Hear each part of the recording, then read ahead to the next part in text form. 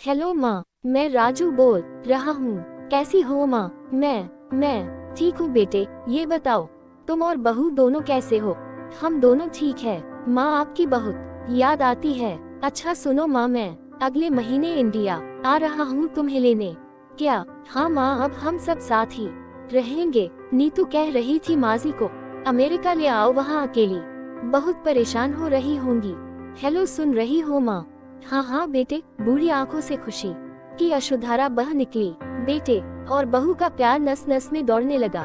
जीवन के 70 साल गुजार चुकी सावित्री ने जल्दी से अपने पल्लू से आंसू पोंछे और बेटे से बात करने लगी। पूरे 2 साल बाद बेटा घर आ रहा था। बूढ़ी सावित्री ने मोहल्ले भर में दौड़ दौड़ कर ये खबर सबको सुना दी। सभी खुश थे कि चलो बुढ़ापा चैन से बेटे और बहू के साथ गुजर जाएगा।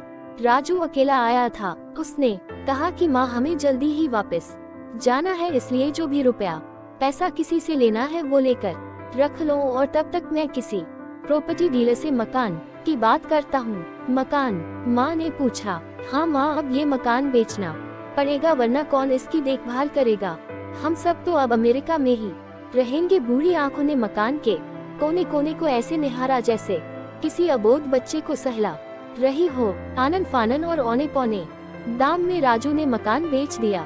सावित्री देवी ने वो जरूरी सामान समेटा जिससे उनको बहुत ज्यादा लगाव था। राजू टैक्सी मंगवा चुका था।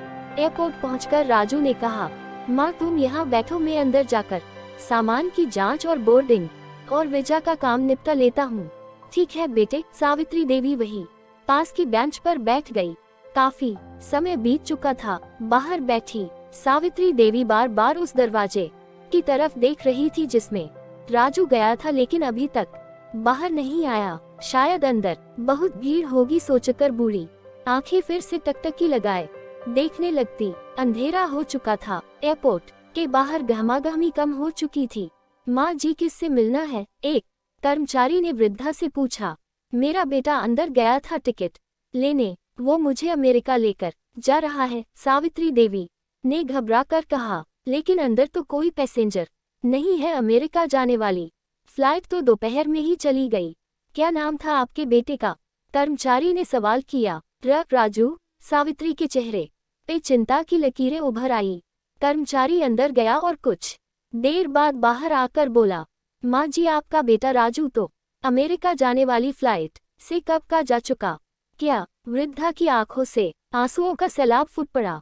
बूढ़ी माँ का रोम रोम कांप उठा। किसी तरह वापस घर पहुंची जो अब बिक चुका था। रात में घर के बाहर चबूतरे पर ही सो गई। सुबह हुई तो दयालु मकान मालिक ने एक कमरा रहने को दे दिया। पति की पेंशन से घर का किराया और खाने का काम चलने लगा। समय गुजरने लगा। एक दिन मकान मालिक ने वृद्धा से पूछा, माँ जी, क्यों नहीं आप अपने किसी रिश्तेदार के यहाँ चली जाए? अब आपकी उम्र भी बहुत हो गई, अकेली कब तक रह पाएंगी?